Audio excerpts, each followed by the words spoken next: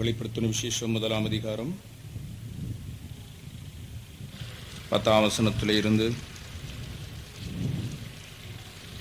16ஆம் வசனம் முடிய படிப்போம். The book of Revelation, first chapter, the 10th to 16th verses. கர்த்தருடைய நாளில் ஆவிக்குள்ளானேன். அப்பொழுது எனக்கு பின்னாலே எக்கால சத்தம் போன்ற பெரிதான ஒரு சத்தத்தை கேட்டேன். அது, நான் அல்பாவும் ஒமேகாவும் முந்தினவரும் பிந்தினவருமாயிருக்கிறேன். நீ காண்கிறதை ஒரு புஸ்தகத்தில் எழுதி ஆசியாவில் இருக்கிற எபேசு, சிர்மினா, பெர்கமு, தியத்தீரா, சர்தை, பிலதெல்பியா, லவோதிகேயா என்னும் பட்டணங்களில் உள்ள 7 சபைகளுக்கும் அனுப்பு என்று விளம்பினது. அப்பொழுது என்னுடனே பேசின சத்தத்தை பார்க்க திரும்பினேன்.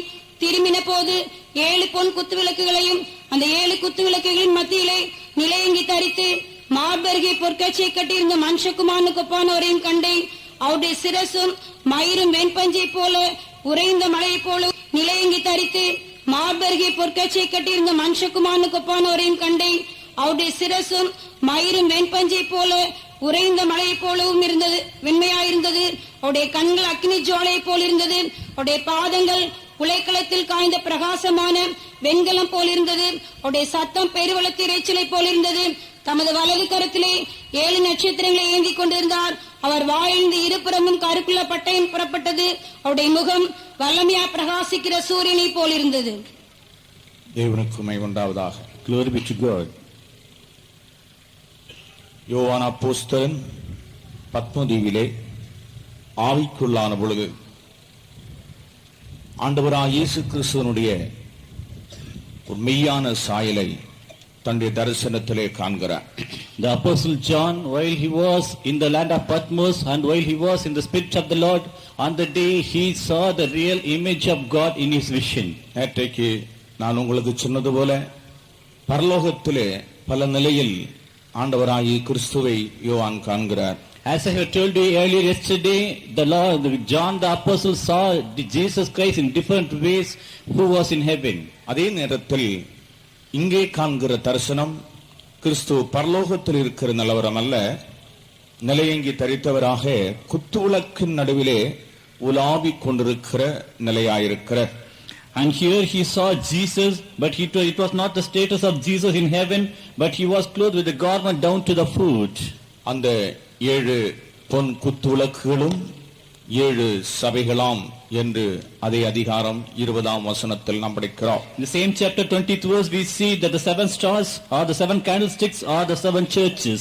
அதாவது ஆண்டவராகிய இயேசு கிறிஸ்து தம்மை சபைக்கு எவ்விதமாய் வெளிப்படுத்துகிறார் என்பதுதான் இங்கே சொல்லப்பட்டிருக்கிற காரியங்கள். Here the thing which are written here is how the Lord Jesus Christ manifests himself to the church. சபை என்று சொல்லுகிற ஒன்று தேவனால் உண்டாக்கப்பட்டிருக்கிறது. The church is ordained by God.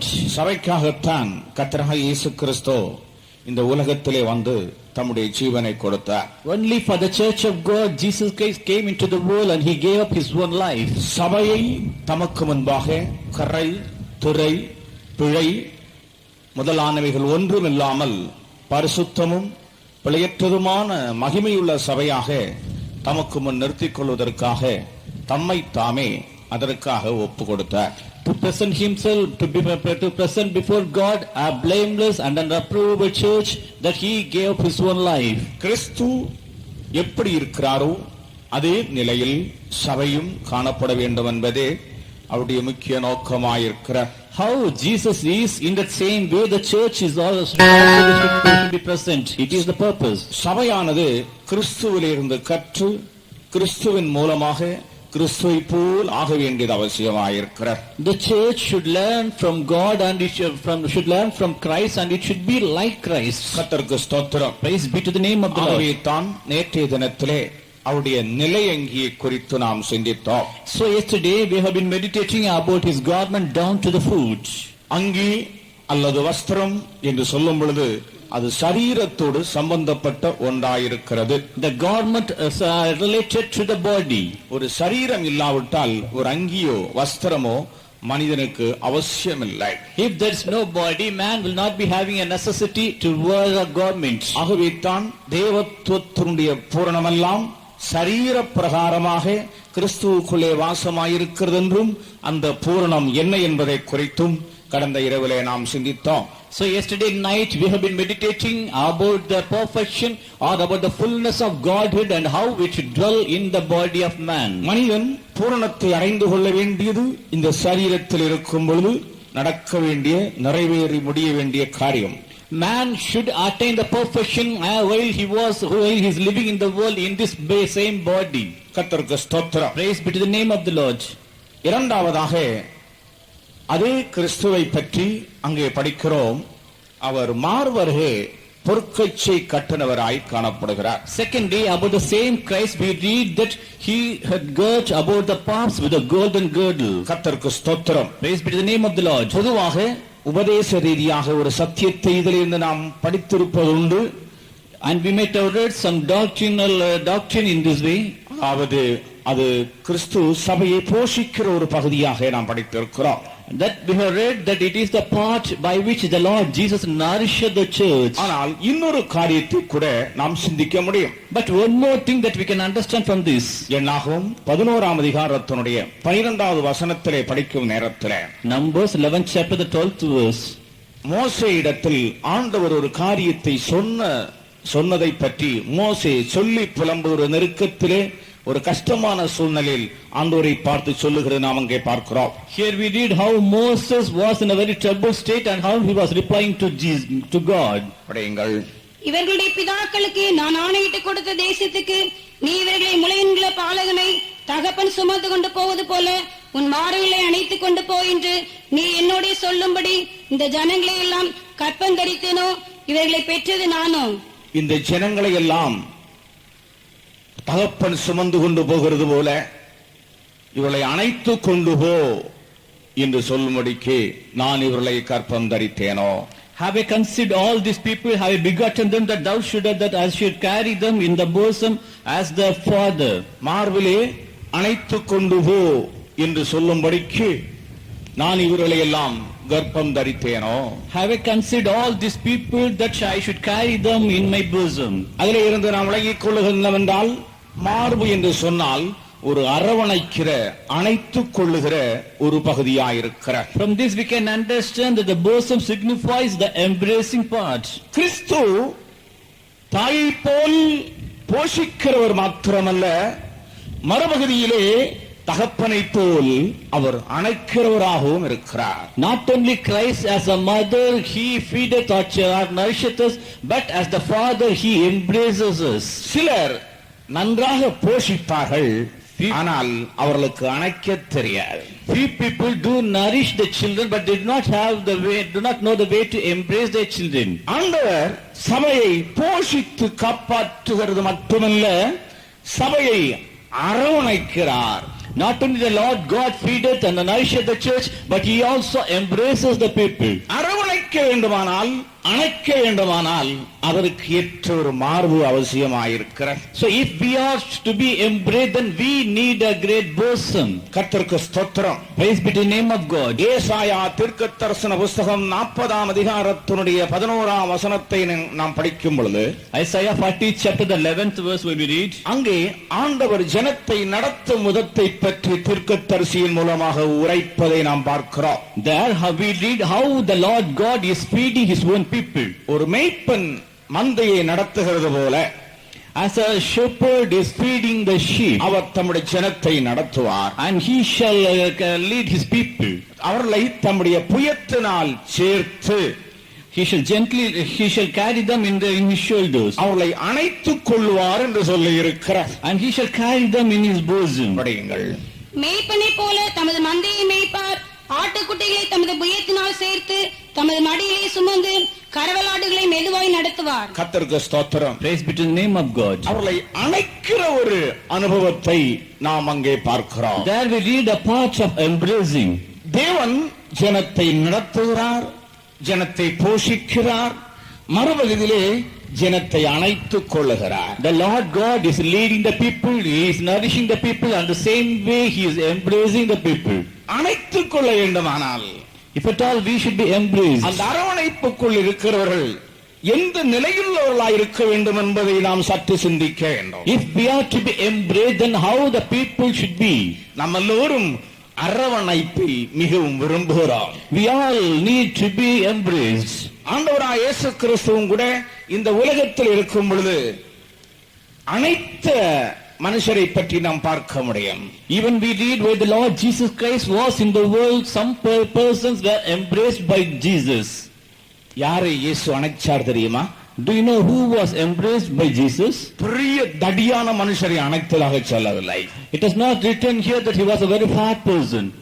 Mark எழுதின சுவிசேஷம் 9ஆம் அதிகாரத்திலே Mark 9th chapter. ஆண்டவராய் இயேசு கிறிஸ்துவுடைய சீஷர்கள் ஒரு சந்தர்ப்பத்திலே தங்களுக்குள்ளே யார் பெரியவன் என்கிறதான ஒரு வாக்குவாதம் நடந்தது. There was a great argument among the disciples that who among them is the greatest. இயேசு அவர்களை பார்த்து என்ன வாக்குவாதம் பண்ணீர்கள் என்று கேட்டார். And the Lord Jesus asked, what is your argument there? வழியிலே தங்கள் எவன் பெரியவனாயிருப்பான் என்கிற குறித்து ஒரு வாக்குவாதம் நடந்தது இயேசு அறிந்த நேரத்திலே. While the Lord Jesus came to know that there was an argument that who shall be greatest among them. ஒரு பிள்ளையை எடுத்து அதை அவர்கள் நடுவிலே நிறுத்தி அதை அணைத்துக் கொண்டு என்று நாம் படிக்கிறோம். And the Lord Jesus took a child and he embraced them among them. 9ஆம் அதிகாரத்துடைய 36ஆம் வசனம் படிக்கும் பொழுது 9:36. படியுங்கள். ஒரு சிறு பிள்ளையை எடுத்து அதை அவர்கள் நடுவிலே நிறுத்தி அதை அணைத்துக் கொண்டு. கவனிங்கள்.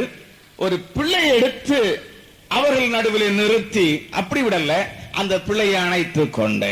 It is not written here that he took a child and set him in the midst of them, but he also embraced him. கர்த்தருக்கு ஸ்தோத்திரம்.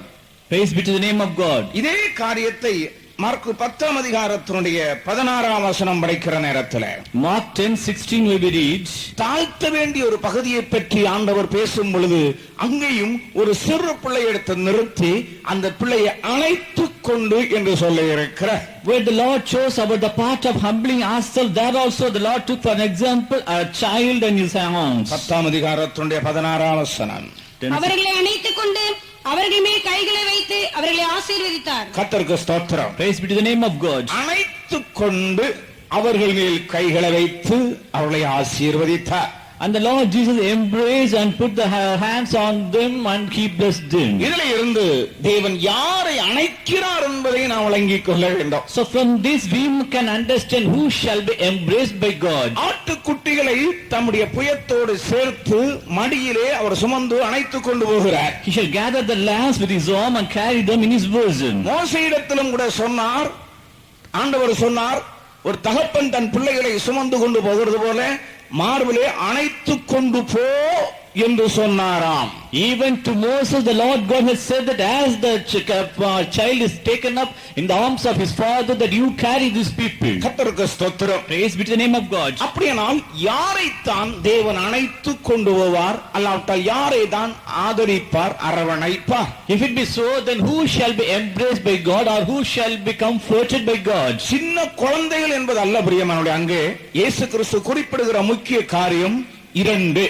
It is not the little children that the Lord pointing out there, but he points out two things. அந்த ரெண்டு இடத்திலையும் அந்த பிள்ளைகளை அவர் அணைத்துக் கொண்டு என்று சொல்லி இருக்கிறார். In those two places it has been written there that the Lord took the child in his hands or he embraced him. அருமையான நண்பரே, dear friends, ஆண்டவர் உன்னை அணைத்துக் கொள்ள வேண்டுமானால், தம்முடைய மார்போடு உன்னை சேர்த்துக் கொள்ள வேண்டுமானால், if the Lord should embrace you with his bosom, நீ ஒரு சிறு பிள்ளையை போல தாழ்மையுள்ளவனாகவும் மறுபகுதியிலே ஒரு கீழ்ப்படியுள்ளவனாகவும் இருக்க வேண்டும் என்று கர்த்தர் எதிர்பார்க்கிறார். The Lord expects that as a little child that you must have the humility and you must obey to God. யார் தாழ்ந்த சிந்தையுள்ளவர்களாய் இருக்கிறார்களோ, தாழ்மையுள்ளவர்களாய் இருக்கிறார்களோ, அவர்களுக்குத்தான் ஆண்டவருடைய சமூகத்திலே அடைக்கலம் என்பதை விளங்கிக் கொள்ள வேண்டும். We must clearly understand that only those who are humble in the presence of God, they only shall have the refuge in the presence of God. அவர்கள்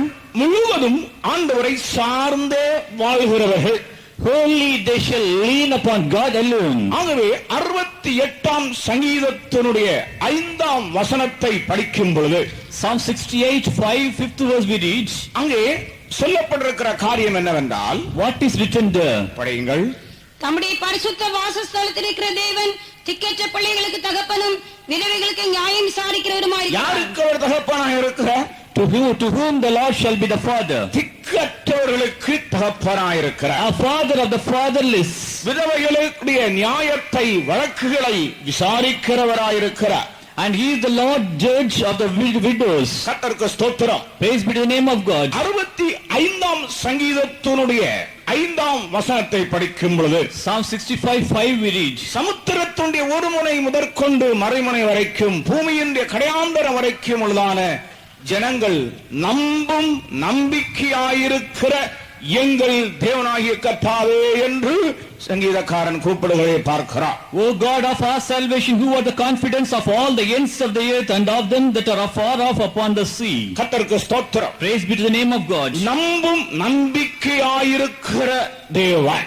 And he is the Lord God of our salvation, who art our confidence. எரேமியா 14ஆம் அதிகாரத்தில் சொல்லும் பொழுது இஸ்ரவேலின் நம்பிக்கையே என்று சொல்லி கூப்பிடுகிறார். Jeremiah 14th chapter, O hope of Israel. அதிலே இருந்து விளங்கிக் கொள்கிறேன் சொன்னால் நம்பி இருக்கிறது என்று சொன்னால் சார்ந்து இருக்கிறவர்கள். So if we trust in him, it is a significant that we lean upon him. இந்த உலகத்திலே வேறு எங்கேயும் தங்களுடைய நம்பிக்கையை வைக்காமல் ஆண்டவர் மேல் மாத்திரம் சார்ந்து வாழ்கிறவர்கள். Those who will have the trust upon the Lord God alone, they will not trust any other in the world. அருமையான நண்பர்களே, dear friends, நீங்கள் ஆண்டவராகிய இயேசு கிறிஸ்துவை பின்பற்ற துவங்கினால், if you follow the Lord Jesus Christ, கிறிஸ்துவை உங்களுடைய வாழ்க்கையிலே தெய்வமாக நீங்கள் ஏற்றுக்கொண்டால், if you accept Jesus as your savior in the world, நீங்கள் முழுவதும் அவரில் சார்ந்து கொள்ள வேண்டும் என்று விரும்புகிறார். completely the Lord expects that you should lean upon him. கர்த்தருக்கு ஸ்தோத்திரம். Praise be to God. சத்தியத்தை மாத்திரம், தேவனை மாத்திரம், உண்மையை மாத்திரம் சார்ந்து கொள்ள வேண்டும் என்று தேவன் விரும்புகிறார். The Lord expects that you should lean upon the truth or upon God alone. அப்படிப்பட்டவனை மாத்திரமே ஆண்டவர் அணைத்துக் கொள்ள முடியும். Only such persons can be embraced by God. ஆகவே இந்த மாலை நேரத்தில் இந்த மைதானத்திலே உயர்த்த வந்த கிறிஸ்து நின்று கொண்டிருக்கிறார். So in this evening, in the midst of us, the resurrected Jesus is standing here. இந்த சாயர்புரத்திலே உயர்த்த வந்த இயேசு நின்று கொண்டிருக்கிறார். In this Sayarpuram, the resurrected Jesus is standing now. அவர் நிலையங்கி தரித்தவராய் மாத்திரமல்ல, Not only with the garment down to the foot, ஒரு பூரணத்தை வெளிப்படுத்துகிறவராக மாத்திரமல்ல, not only that he signifies a perfection. மறுபகுதியிலே உன்னுடைய ஆவிக்குரிய வாழ்க்கையிலே நீ சிதறடிக்கப்பட்டு போகாமல் சத்தியத்தின் நிமித்தமாக உபத்திரவங்கள் பாடுகள் மனிதனுடைய வாழ்க்கையில் வரும்பொழுது அவனை அரவணைக்க கூடியவராய் அவர் காணப்படுகிறார். In your spiritual life, in the midst of the tribulations or about the persecution, that you will be embraced by God. அவருடைய மார்பு ஒரு அரவணைக்க கூடிய மார்பாயிருந்தவையினால்தான் யோவான் அப்போஸ்தலன் அவருடைய மார்பிலே சார்ந்திருந்தான். As his bosom is a bosom of embracing, that John the apostle also embraced the Lord Jesus. அதை யோவான் சுவிசேஷம் 13ஆம் அதிகாரத்துடைய 23வது வசனத்திலே நாம் படிக்கிறோம். John the Gospel 13th chapter 26th verse we read. கர்த்தருக்கு ஸ்தோத்திரம். Praise be to the name of the Lord. இயேசு கிறிஸ்துவின் மார்பிலே அவன் சாய்ந்து கொண்டிருந்தான். And he was leaning upon the bosom of Jesus. நாமும் கூட ஆண்டவராகிய இயேசு கிறிஸ்துவின் மார்பிலே சார்ந்து கொள்வோம். அவர் தம்முடைய மார்போடு நம்மை அணைத்து நம்மை ஒவ்வொரு நாளும் சுமந்து நம்மை கொண்டு போகக்கூடியவர். Even let us also lean upon the bosom of Jesus. He shall carry us and he shall bear us each and every day. சிலர் சொல்லுவார்கள், எங்களுக்கு யார் உண்டு என்று சொல்லுவார்கள். People do say that who is there for us. தாவீதும் கூட சொல்லுகிறான், ஆண்டவரே பரலோகத்திலே உம்மை அல்லாமல் எனக்கு யார் உண்டு? Even King David has said that, oh Lord, other than you, who is in heaven for me? பூமியில் நீர் அல்லாமல் எனக்கு வேறு யாரும் இல்லை. Upon this earth no other God is before me. நீங்கள் எல்லாரும் என்ன சொல்லுகிறீர்கள்? But what you people do say? சிலர் என்ன சொல்வார்கள்? What people do say? எங்க தாத்தா இன்னாரு, My grandfather is this எங்க man. மாமா இன்னாரு, My father-in-law is this much. இப்படி தங்களுடைய குடும்ப அந்தஸ்துகளை சிலர் வெளிப்படுத்துவார்கள். Likewise, people do their own family stature. ஆனால் நீ இயேசுவை என்று கேட்டுக்கொண்டாயோ, But on the day when you have accepted Jesus, அன்னைக்கு உன்னுடைய சார்பிடம் நம்பிக்கை எதிர்பார்ப்பு முழுவதும் ஆண்டவருடைய பக்கமாய் திரும்ப வேண்டும். from that day onwards, your bosom or your leaning part or all of your trust should be upon the Lord only. பரலோகத்தில் நீர் இல்லாமல் எனக்கு யாரும் இல்லை, இந்த பூமியிலே நீர் இல்லாமல் எனக்கு யாரும் இல்லை. There's nobody else in heaven and upon the earth other than you. அப்படி ஒரு சிந்தை இருதயத்தின் ஆழத்தில் நமக்கு எப்போதும் இருக்குமானால் எப்போதும் கர்த்தருடைய கரம் ஒரு மனிதனை அணைத்துக் கொண்டே இருக்கும். If we do have such a great thoughts in the depths of our heart, then surely an arm shall embrace you always. ஆண்டவராகிய இயேசு கிறிஸ்துவை, அந்த உயிர்த்தெழுந்த கிறிஸ்துவை பொற்கச்சை கட்டுனவராய் நீ தரிசித்துக் கொண்டே இருப்பாய். Always you can see the resurrected Jesus who was girt about the palms with a golden girdle. ஒரு பகுதியிலே உன்னுடைய ஆவிக்குரிய ஜீவியத்திலே அவர் உன்னை போஷித்துக் கொண்டிருப்பார், மறுபகுதியிலே அவர் உன்னை தம்மோடு அணைத்துக் கொள்வார். And one part in your spiritual journey, the Lord shall cherish you, He shall nourish you, but on the other side He shall embrace you. ஆவிக்குரிய நன்மைகளை தருகிறது மாத்திரமல்ல, எப்போது உனக்கு ஒரு பாதுகாப்பு கொடுக்கப்பட்டு கொண்டே இருக்கும். Not only you will be given a spiritual refuge, but spiritual advice, but you will be having a great refuge in God. ஆண்டவரை முழுதுமாய் நம்பி இருக்கிற மனுஷன் அவன் செழித்துக் கொண்டே இருப்பான். The person who trusts in the Lord, he will always grow. ஒரு தேவனுடைய பிள்ளை எனக்கு யாரும் இல்லை என்று சொல்லக்கூடாது, எனக்கு இயேசு உண்டு என்று சொல்ல வேண்டும். A child of God should never say that I don't have anybody to lean upon. He should always say that I have Jesus. எனக்கு என்ன கேட்பார் யாரும் இல்லை என்று சொல்லக்கூடாது, எனக்காக ஜீவிக்கிறவர் கிறிஸ்து உண்டு என்று அவன் தைரியமாய் சொல்ல வேண்டும். You should not say that there is nobody to hear me. You must boldly say that I have my own Jesus. என்னுடைய பாரங்களை யாரிடத்தில் சொல்லுவேன் என்று சொல்லக்கூடாது, உன் பாரங்களை சொல்ல, உன் பாரங்களை இறக்கி வைக்க ஒருவர் உண்டு என்பதை நீ அறிய வேண்டும். You should not say that there is nobody else to tell my burdens, but you should remove your burdens upon the feet of Jesus. யார் எனக்காக யுத்தம் செய்வார் என்று கேட்க வேண்டாம், நீ சும்மா இருப்பாய், அவர் உனக்காக யுத்தம் செய்து கொண்டே இருப்பார். You need not ask the question that who shall fight for me. Ye be still, but the Lord shall fight for you. அவர் செய்கிற யுத்தம் பயங்கரமாய் இருக்கும் என்று உன்னோடு ஆண்டவர் பேசுகிறார். And the Lord speaks that if the fight is with the Lord, then it will be a very terrible one. அவர் யுத்தத்திலே பராக்கிரமசாலியாக இருக்கிறார். And he is a mighty in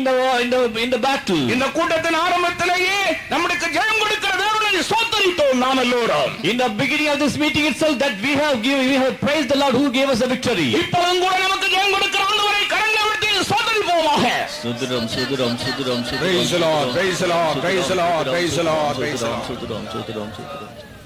மார்பருகே பொற்கச்சை கட்டி இருந்த மனுஷகுமாரனுக்கு ஒப்பானவரையும் கண்டேன். And I have seen the Son of Man girt about the palms with a golden girdle. உயர்த்தெழும்பின பிற்பாடும் Kristu மனுஷகுமாரனாய் காணப்படுகிறாரா? Even after the resurrection, do we see Christ as a Son of Man? அவர் பூமியிலே சரீரத்தில் இருந்தபோது மனுஷகுமாரனாய் இருந்தார், உண்மைதான். While he was living in the world, that he was as a Son of Man, it is true. கர்த்தருக்கு ஸ்தோத்திரம். Praise be to the name of God. பிரியமானவர்களே, அவர் மனுஷகுமாரன் என்றாலும் அவர் தேவகுமாரன். Beloved people, if he is the Son of God, if he is the Son of Man, then he is the Son of God also. Our தேவனாயிருந்து மனுஷனானவர். And he was God, and now he has become man. வேதம் கூறுகிறது, ஆதியிலே வார்த்தை இருந்தது, அந்த வார்த்தை தேவனிடத்தில் இருந்தது, அந்த வார்த்தை தேவனாய் இருந்தது. The word of God says that in the beginning was the word, and the word was with God, and the word was God. வெளிப்படுத்தல் 19:13 அவருடைய நாமம் தேவனுடைய வார்த்தை என்பதே என்று சொல்ல இருக்கிறது. Revelation 19:13 we read his name is the word of God. அந்த வார்த்தை தேவனாய் இருந்தது என்று நாம் படிக்கிறோம்.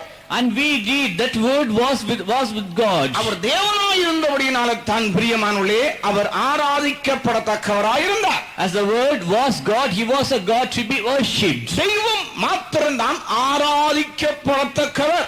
Only God that we can worship. அவர் உலகத்தில் பிரவேசிக்கும் நேரத்தில் சம்பவித்ததுதான் என்ன?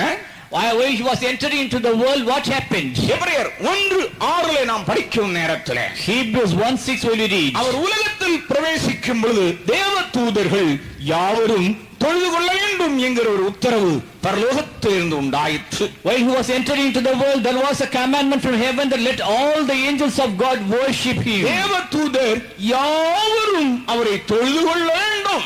All the angels of God should worship him. அப்ப யாவரும் என்று சொல்லும் பொழுது ஒரு தூதரும் அதிலே தப்பவில்லை. So it has been mentioned here that all the angels, so no angel can be spared. ஆகவே தான் லூக்காவிலே படிக்கிறோம், அந்த க்ஷணத்தில் பரமசேனையின் திரள் தோன்றி பூமியிலே சமாதானமும் உன்னதத்தில் இருக்கிற தேவனுக்கு மகிமை உண்டாவதாக என்று ஆர்ப்பரித்தார்கள். So it is the reason the whole angel that while the Lord Jesus was in the world that they praised God. Kristu ஆராதிக்கப்படத்தக்கவர். Christ is the God who can be worshipped. முதலாம் கொரிந்தியர் 1:3 படிக்கும் பொழுது 1 Corinthians 1st chapter 3rd verse. கர்த்தராகிய இயேசு கிறிஸ்துவை எங்கும் தொழுது கொள்ளுகிற யாவருக்கும் எழுதுகிறதாவது என்று அப்போஸ்தலன் பவுல் எழுதுகிறார், Apostle Paul said that he was writing the epistle to all the persons who worship Jesus. இயேசு கிறிஸ்துவை ஆதி நூற்றாண்டிலே அனைவரும் தொழுது கொண்டு வந்தார்கள், எங்கும் தொழுது கொண்டு வந்தார்கள். In the earlier centuries, that every place they were calling upon the name of Jesus alone. கர்த்தருக்கு ஸ்தோத்திரம். Praise be to the name of our God. தேவகுமாரன் தான். He was the Son of God. யோவான் சுவிசேஷம் 5ஆம் அதிகாரத்தில் படிக்கும் பொழுது John the 5th chapter. அங்கே ஒரே இடத்துல இந்த ரெண்டு பேரும் கொடுக்கப்படுகிறார். There in the same place these two names have been given. அவர் தேவகுமாரன் என்று அழைக்கப்படுகிறார், அதே இடத்தில் அவர் மனுஷகுமாரன் என்று அழைக்கப்படுகிறார். He was called as the Son of God as well as the Son of Man. 5ஆம் அதிகாரத்துடைய 25ஆம் வசனம் படிக்கும் பொழுது 5th chapter the 25th verse. அவர் தேவகுமாரன் என்று சொல்லப்படுகிறார். Here it has been written here that he was as the Son of God. அதே நேரத்தில் 27ஆம் வசனம் படிக்கிற நேரத்தில் But in the 27th verse, அவர் மனுஷகுமாரனாய் இருக்கிறபடியால் என்று சொல்லி இருக்கிறார். because he is the Son of Man. கர்த்தருக்கு ஸ்தோத்திரம். Praise be to the name of ஆனால் God. இந்த ரெண்டு வசனத்துக்கு மத்தியிலே நாம் பார்க்கும் பொழுது But in the midst of these two verses we read, 26வது வசனத்திலே in the 26th verse, பிதாவானவர் தம்மில் தாமே ஜீவனுடையராய் இருக்கிறது போல for as the Father hath life in himself, குமாரனும் தம்மில் தாமே ஜீவனுள்ளவராய் இருக்கிறார். so hath he given to the Son to have life in himself. கர்த்தருக்கு ஸ்தோத்திரம். Praise be to God. பிதாவானவர் தம்மில் தாமே ஜீவனுள்ளவராய் இருக்கிறது போல As the Father hath life in himself, குமாரனும் தம்மில் தாமே ஜீவனுள்ளவராய் இருக்கிறார். so hath he given to the Son to have life in himself. இதனுடைய அர்த்தம் என்ன? What is the meaning of this word? பிதா எந்த நிலையில் இருக்கிறாரோ அதே நிலையில் குமாரனோ.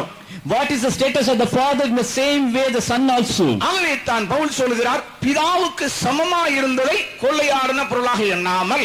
So St. Paul has very clearly written that he thought it not robbery to be equal with God. ஆனால் 26ஆம் வசனத்தில் நாம் படிக்கும் பொழுது மனுஷகுமாரனுடைய சத்தம் என்று சொல்லி இருக்கிறார். But in the 26th verse it has been written here that the voice of the Son of our Man. மனுஷகுமாரனாய் இருக்கிறபடியினாலே நியாயத்தீர்ப்பு செய்யும் அதிகாரம் முழுவதையும் பிதாவாகி தேவன் குமாரனுக்கு கொடுத்திருக்கிறார். As he is the Son of Man, all the judgment were given to Jesus by God. ஏன் நியாயத்தீர்ப்பு செய்யும் அதிகாரம் முழுவதையும் குமாரனுக்கு கொடுத்திருக்கிறார்?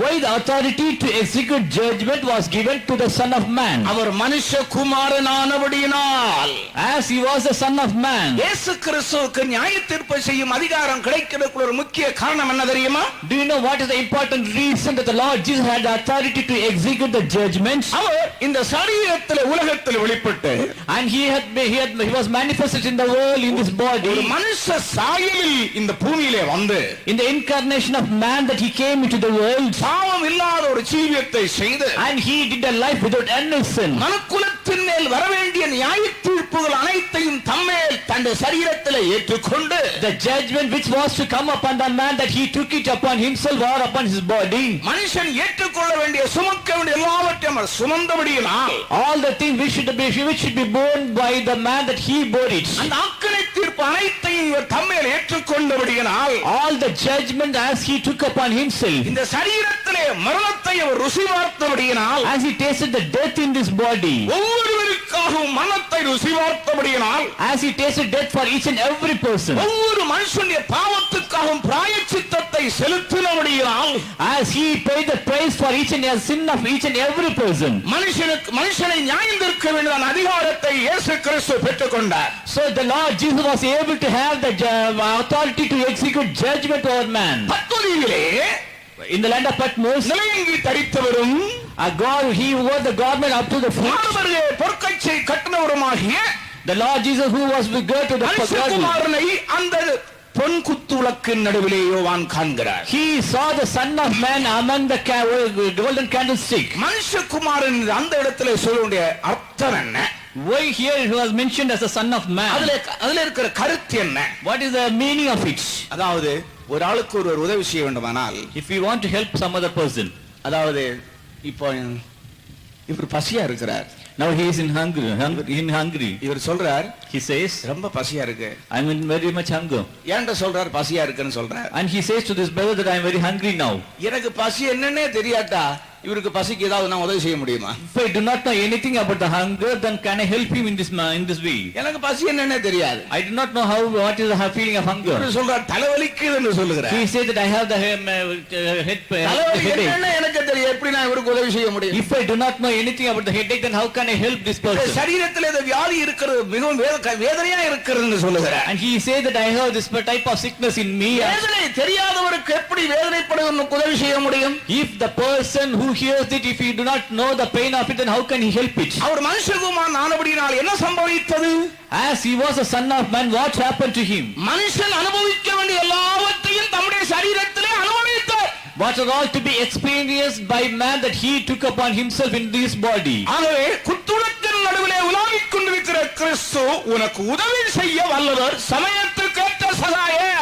So the Lord Jesus, who was moving among that golden candlestick, he is the helper in the time of need. ஆகவே தான் சோதிக்கப்படுவதற்கு உதவி செய்ய அவர் வல்லவராயிருக்கிறார். ஏனென்று கேட்டால் அவர் சோதிக்கப்பட்டு பாடுபட்டபடியினாலே.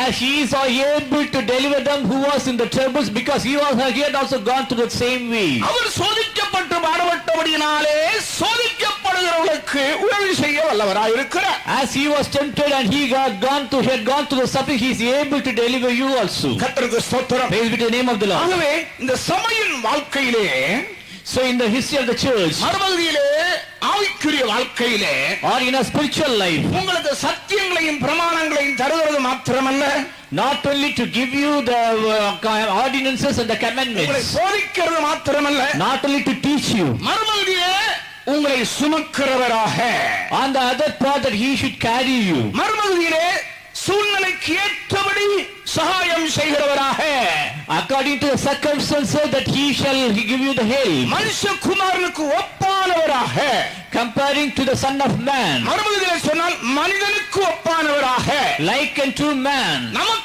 நம்மை போன்றவராக, like ourselves, நமக்கு உதவி செய்யக்கூடியவராக, and to help us. கிறிஸ்து நம்மோடு கூட இருக்கிறார். Christ is with us. தேவனுக்கு மகிமை உண்டாகட்டும். Praise be to the name of God. அடுத்தபடியாக நான் அங்கே படிக்கிற நேரத்திலே, Nextly we read, அவருடைய சிரசும் மயிரும் வெண்பஞ்சை போல இருந்தது. his head and his hairs were white like wool. அவருடைய சிரசும் மயிரும் வெண்பஞ்சை போல இருந்தது. His head and his hairs were white like wool. சிரசும் மயிரும் வெண்பஞ்சு போல இருந்தா நம்ம என்ன சொல்லுவோம்? If the head and hair were as the wool, then what do you wish to say? இவர் முழுவதும் நரை மயிரா இருந்தால், ஐயா பெரியவரே வாங்க உட்காருன்னு சொல்லுவோம். If this brother is having the full of gray hair, then we used to say, elderly person, you come and sit here. பஸ்ல ஏற நேரத்துல ஒரு வயசான தாத்தா மார இருந்து வந்தா சின்ன பசங்க சொல்லுவாங்க, ஏப்பா பெருசு வந்துருச்சு எழுந்திருப்பான்றான். Even in the buses that if we used to give this offer the seats to the elderly persons. அந்த பெருசு வந்துருச்சு கொஞ்சம் எழும்பி உட்காருவோம், எழும்பி Maran. As the elder person had come, so you stand and give place to the other person. கர்த்தருக்கு ஸ்தோத்திரம். Praise be to the name of God. சிரசும் மயிரும் வெண்பஞ்சு போல என்று சொல்லும் பொழுது, his head and hairs were white like wool means அவர் நீண்ட ஆயுசுள்ளவர், and he had long life. தானியேல் தீர்க்கதரிசன புத்தகத்திலே நாம் படிக்கிற நேரத்திலே, In the book of Daniel, 7ஆம் அதிகாரத்துடைய 21ஆம் வசனம் படிக்கும் பொழுது, Daniel 7th chapter, the 21st verse, அங்கே ஒரு நீண்ட ஆயுசுள்ளவரை நாம் பார்க்கிறோம். there we read about a person with a long life. கர்த்தருக்கு ஸ்தோத்திரம். Praise be to the name of ஆகவே God. தான் அவர் ஆதியும் அந்தமும் துவக்கமும் முடிவுமாயிருக்கிறார் என்று சொல்லி இருக்கிறார். So it is the reason that he is the beginning and he is the end. இந்த முதிர் வயதுள்ள நீண்ட ஆயுசுள்ளவர்களை பற்றி யோபு என்னதான் சொல்லுகிறார்? About the person with a long life, what Job said. யோபின் புத்தகம் 12ஆம் அதிகாரத்தில் படிக்கும் பொழுது, Job 12th chapter we read 12-13 வசனங்கள். 12ஆம் அதிகாரம் 12-13 வசனங்களை படியுங்கள். 12th chapter 12 and 13 verses. முதியோரிடத்தில் ஞானமும் வயது சென்றவரிடத்தில் புத்தியும் இருக்குமே, முதியோரிடத்தில் ஞானமும் வயது சென்றவரிடத்தில் புத்தியும் இருக்குமே, அவரிடத்தில் ஞானமும் வல்லமையும் எத்தனை அதிகமாயிருக்கும், அவரிடத்தில் ஞானமும் வல்லமையும் எத்தனை அதிகமாயிருக்கும். அவருக்கு தான் ஆலோசனையும் புத்தியும் உண்டு. கர்த்தருக்கு ஸ்தோத்திரம். Praise be to the name of God. முதியோரிடத்திலே ஞானமும் ஆலோசனையும் இருக்குமே, With the ancient is wisdom and understanding. அப்படியானால் அவரிடத்துல எந்த அளவுக்கு இருக்கும் என்று சொல்றார் யோபு. If it be so, then how much great that he will be possessing it. அவரிடத்தில் எந்த அளவுக்கு அதிகமாயிருக்கும், How more it will be with God. அப்படி என்றால் ஒரு பெரிய மனுஷன் சொன்னா, வயசானவன்னு சொன்னா விஷயம் தெரிஞ்ச ஆளுன்னு சொல்லுவோம். So if he is an elderly person, we used to say that he is a wise person. நம்முடைய ஆட்கள் சொல்லுவாங்க, அந்த காலத்துல நம்ம எல்லாம் தெரிஞ்சவங்க அந்த காலத்துல இருந்து இப்ப யாரு தான் இருக்கிறாங்க, நம்ம தெரிஞ்சவங்க யாருமே இல்ல, அவங்க எல்லாம் போயிட்டாங்க. Many elderly person used to say that we do not know anybody now, but many persons who are known to us, now they had gone. இப்ப எல்லாம் யோசேப்பு அறியாத பார்வோன்கள் தான் வந்திருக்கிறாங்க. Now the fathers who do not know about Joseph had come now. எங்களை யாருக்கு தான் தெரியும்? Who know about us? Pastor லாசருஸ்க்குனா தெரியும். Lassus know about us. அதுக்கு முந்தைய இன்னும் பலர் இருந்தாங்க, அவங்களுக்கு எல்லாம் தெரியும். And other chief pastors were before Pastor Sigilasa, and they know about us. யாருக்கு தெரியும்? But now who know about me? தெரிஞ்சவங்க ஒருத்தர் இல்லையே. There's nobody who is known to us. இங்க தெரிஞ்ச ஒருவர் இருக்கிறார். But here we know the person. அவர் நீண்ட ஆயுசுள்ளவர். He is a person of long years. மரித்து போன பாஸ்டர் லாசர் 84 வயசுல போயிட்டார். And Pastor Lasser died in the age of 84. ஆனால் இவரோ ஆதி முதற் கொண்டு இருக்கிறார். But he is the person who is from the beginning. அவருடைய நாட்கள் பூர்வத்தினுடைய அநாதி நாட்களாகிய பூர்வத்தினுடையதென்று மல்கியா மீகா 5ஆம் அதிகாரம் 2ஆம் வசனத்தில் படிக்கிறோம். Micah 5th chapter 2nd verse we read soon. படியுங்கள். எப்ராத்தா என்னப்பட்ட பெத்லகேமே, நீ யூதேயாவில் ஆயிரங்களுக்குள்ளே சிறியதா இருந்தும் இஸ்ரவேலை ஆளப் போகிறவர் உன்னிடத்திலிருந்து புறப்பட்டு என்னிடத்தில் வருவார். அவருடைய புறப்படுதல் அநாதி நாட்களாகிய பூர்வத்தினுடையது. ஆதி மாத்திரமல்ல, அநாதி நாட்களாகிய பூர்வத்தினுடையது.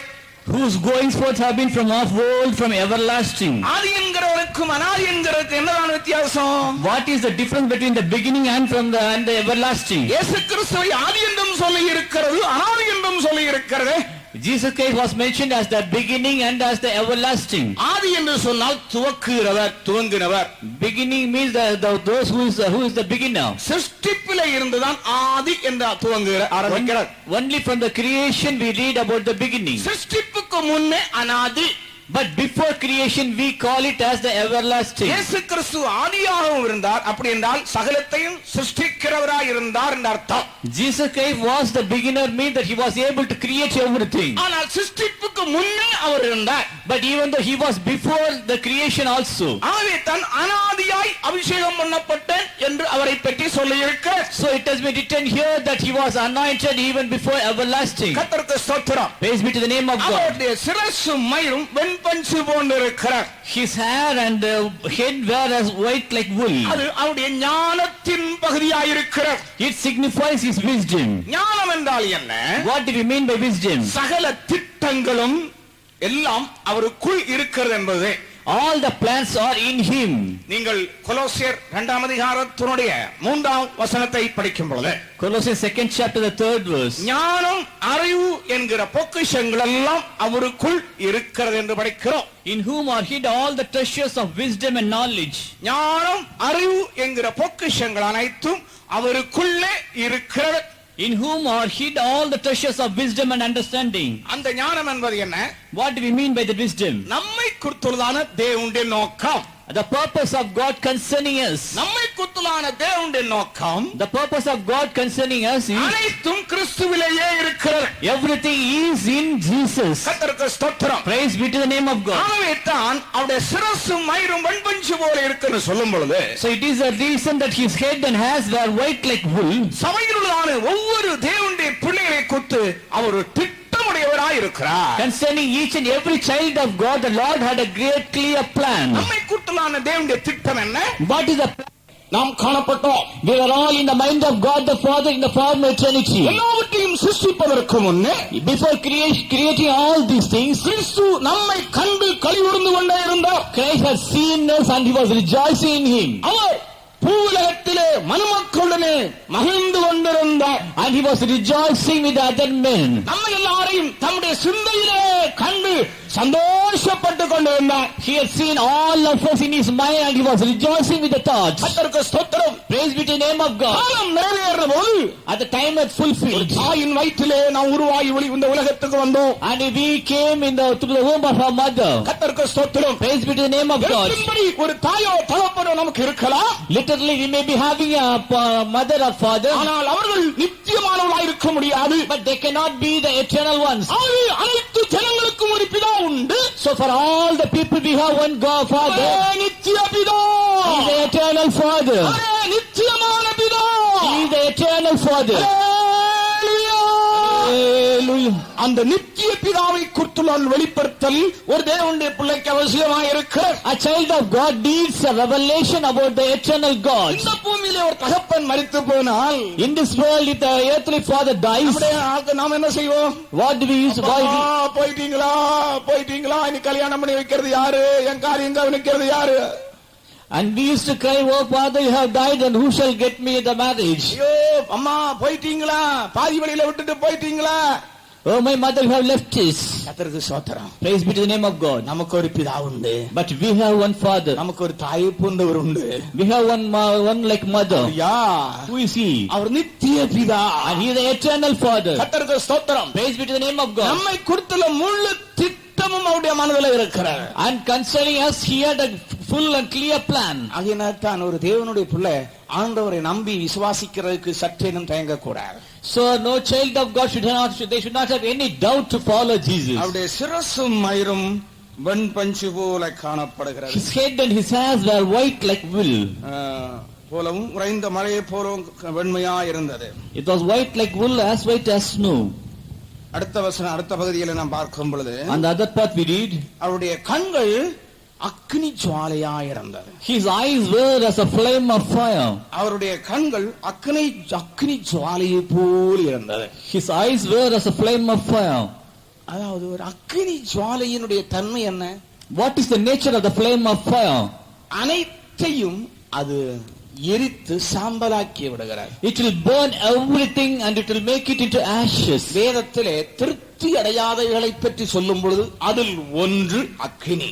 When we read from the word of God about the 7 things which will not be satisfied, one of the thing is the fire. திருப்தி அடையாதது ஒன்று, அதுல ஒன்று அக்னி. The unsatisfied thing, one of the unsatisfied thing is the fire. எதைத்தான் எரித்தாலும் எரிந்து கொண்டே இருக்கும். In the fire we may put anything, but it will be burnt. தன்மையை மாற்றிக்கொண்டே இருக்கும். And it will be changing its nature. அனைத்தையும் சாம்பலாக்கி கொண்டே இருக்கும். It will make everything into ash. எவ்வளவு கடினமானதையும் சாயலை மாற்றக்கூடியதான் அந்த அக்னி ஜுவாலை. It may be a very harder part, but if it is put into the fire, it will be made into ashes. கர்த்தருக்கு ஸ்தோத்திரம். Praise be to the name of God. ஆண்டவர் தம்முடைய ஊழியர்களை அக்னி ஜுவாலைகளாக செய்கிறார் என்று சொல்லி இருக்கிறார். And the Lord God makes his servants of God as the flame of fire. தூதர்களை காற்றுகளாகவும் தம்முடைய ஊழியர்களையோ அக்னி ஜுவாலைகளாகவும் செய்கிறார். The angels will be as the wind, but the servants of God will be like the flaming fire. சபையின் நடத்திப்புக்காரரை கண்களுக்கு ஒப்பிட்டு சொல்லி இருக்கிறார். And the leaders of the church have been compared with the eyes. ஓபா என்கிறவனை பற்றி மோசே சொல்லும் பொழுது, வனாந்தரத்திலே நாங்கள் பாளையம் இறங்க வேண்டிய இடம் எங்களுக்கு தெரியாதவர் அப்படினால் நீ எங்களோட கூட வா, நீ எங்களுக்கு கண்களை போல் இருப்பாய் என்று மோசே ஓபாவிடத்தில் சொன்னார். And Moses said unto Obad that you can show me the way in the wilderness, so you'll be like the eyes to us. என்னுடைய கண்ணை உன்மேல் வைத்து உனக்கு ஆலோசனை சொல்லி உன்னை நடத்துவேன் என்று ஆண்டவர் சொல்லுகிறார். And the Lord God has said that I shall set my eyes upon you and I shall give you the counsel. ஒரு மனிதன் நடந்து போக வேண்டுமானால் அவனுக்கு கண் தேவை. If a man should walk, he needs eyes. நடப்பதற்கு அவன் பாதையிலே சரியாய் நடந்து போக வேண்டுமானால் ஒரு சரீரத்திலே விளக்கு அவசியமாயிருக்கிறார். If he should walk in the proper way, in the proper manner, then he needs a lamp in his eyes. கண்ணானது சரீரத்தின் விளக்காய் இருக்கிறது என்று படிக்கிறோம். The eyes are the lamps to the feet. தேவனுக்குமே உண்டாகட்டும். Praise be to the name of God. பிரியமானவர்களே, நாம் ஒரு காரியத்தை எப்போதும் சிந்திக்க வேண்டும். Always we should think about this. கர்த்தருடைய கண்கள், The eyes of the Lord, வருஷத்துடைய துவக்கம் முதல் from the beginning of the year அதனுடைய முடிவு வரையிலும் till the end, நம்மேல் பதிக்கப்பட்டிருக்கிறது, வைக்கப்பட்டிருக்கிறது. it shall be set upon us.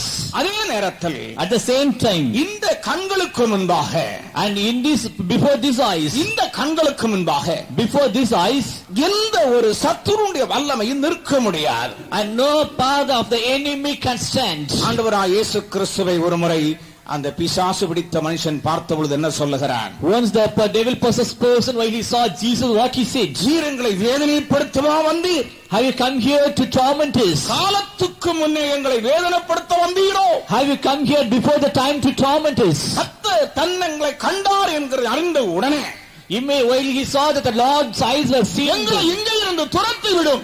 and you cast away us from this அங்கே place. ஒரு கூட்டம் பன்றிகள் மேய்ந்து கொண்டிருக்கின்றன. The one group of swine are there. இந்த எல்லையில் எங்கும் எங்களால் நிற்க முடியவில்லை.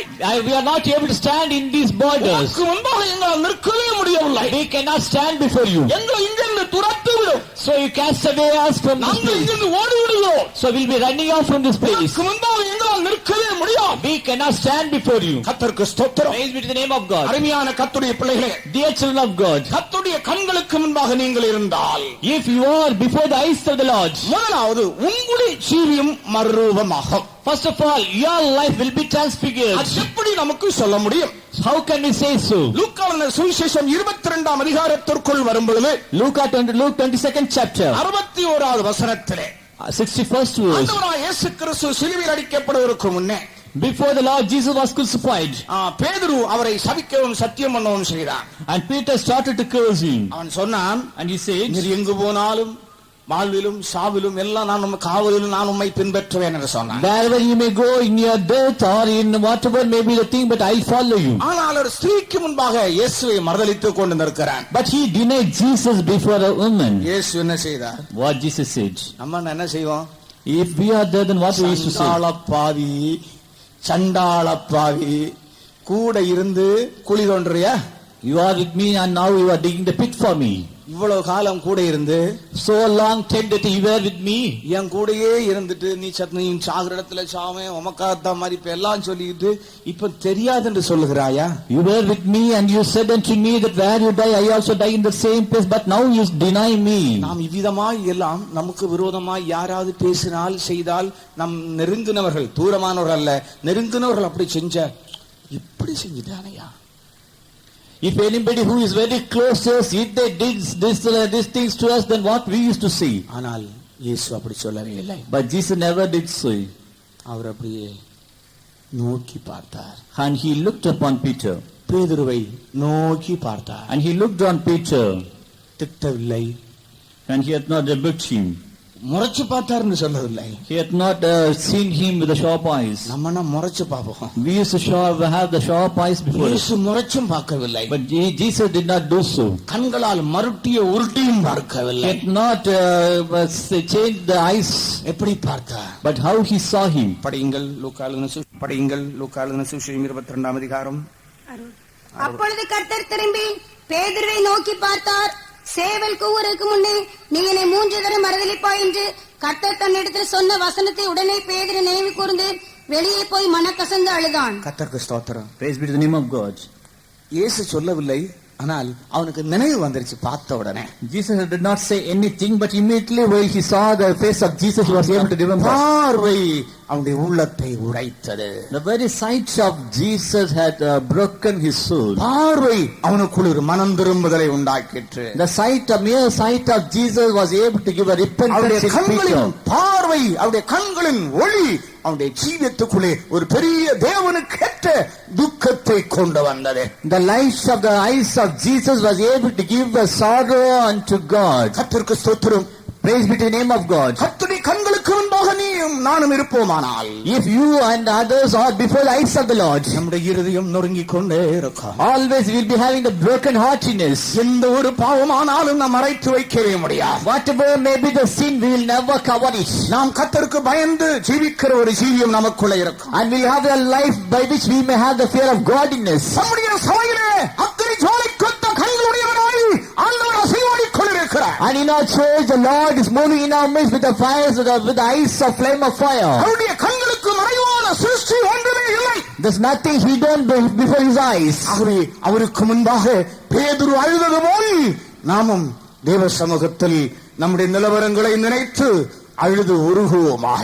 So as Peter wept bitterly, let us also think about our own status and let us also weep. அந்த பார்வையானது, அந்த அக்கினி ஜுவாலையானது நம்முடைய உள்ளத்தை உருக்கி நம்முடைய ஜென்ம பாவங்களை சோகங்களை மாற்றி அது மறுரூபப்படுத்தக்கூடியதாக இருக்கிற the very sight of the Lord God will change our nature and it will be changing our nature so that we can also attain the transfiguration. அவருடைய கண்கள் அக்கினி ஜுவாலையைப் போல் காணப்படுகிறது. His eyes were as a flame of fire.